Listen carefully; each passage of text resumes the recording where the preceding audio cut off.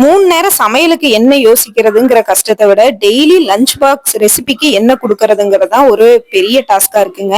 இன்னைக்கு நான் லஞ்ச் பாக்ஸுக்கு வந்து தேங்காய் சாப்பாடும் வாழைக்காய் சில்லியும் வந்து கொடுத்து விட்டுருந்தேன் என் பையனுக்கு. குழம்பு ரசம் அவன் போற டைம்லயே வச்சிருந்தாலும் வெரைட்டி ரைஸ் தான் வந்து கேக்குறாங்க. அதனால இந்த மாதிரி செஞ்சு கொடுக்க வேண்டியதா இருக்கு. இந்த டென்ஷன்ல தோசை கரண்டி எங்க வச்சேன்னு தெரியல. அதை ஏற்கறதுக்கு டைம் இல்லாம கையிலேயே தோசை எடுத்து போட்டாச்சு. அதுக்கப்புறம் வந்து பாத்தீங்கன்னா தேங்காய் சாப்பாடுக்காக ரெடி பண்ணிட்டு இருந்தேன். தேங்காய் சாப்பாடு தேங்காய் எண்ணெயில செஞ்சோம்னா ரொம்ப டேஸ்டா இருக்கும். தேங்காய் எண்ணெயில தான் நான் தேங்காய் சாப்பாடு வந்து ரெடி பண்ணிட்டு இருந்தேன். அதுல கீழே வந்து கொஞ்சம் சிந்தவும் செஞ்சிருச்சு. தேங்காய் சாப்பாடும் வாழைக்காய் சில்லியும் லஞ்சுக்கு, காலையிலக்கு தோசை. இது வந்து அடுத்த நாளுக்கு ரொட்டீன் ஆகாம நம்ம பாக்குறோம் பாருங்க, அதுதான் கரெக்டா வந்து எப்ப வந்து ஆட்டோ வருதோ அப்பதான் நம்ம எல்லாத்தையும் பண்ணி முடிப்போம். நட்ஸ் தான் வந்து ஸ்நாக்ஸுக்கும் எடுத்து வச்சிருந்தேன். அதை முடிச்சுட்டு என்னோட ஆஸ் யூஷுவல் வேலையை வந்து பார்த்துட்டு இருந்தேன்.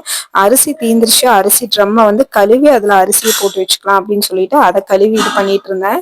இப்படிதான் என்னோட காலையில ரொட்டீன் ஒர்க் வந்து பாத்தீங்கன்னா போச்சுங்க. இந்த ஒர்க்கை முடிச்சுட்டு தான் நான் ஷூட்டுக்கு வந்து கிளம்புற மாதிரி இருக்கும். ஸோ அதனால டக்குன்னு சீக்கிரம் வேலையை பார்க்கணும் அப்படிங்கிறதுக்காக பண்ணிட்டு இருந்தேன். ஏதாவது ஒரு வேலை வந்து நம்மளுக்கு எக்ஸ்ட்ராவா ஆட் ஆயிருதுங்க. நம்ம டெய்லியும் வேலை செஞ்சாலும் இன்னைக்கு சீக்கிரம் முடிச்சுட்டு போயிடணும் அப்படின்னு நினைப்போம். அது கூட இன்னும் 2-3 வேலையும் சேர்ந்து எக்ஸ்ட்ராவா நம்மளுக்கு வந்து ஆட் ஆயிருது.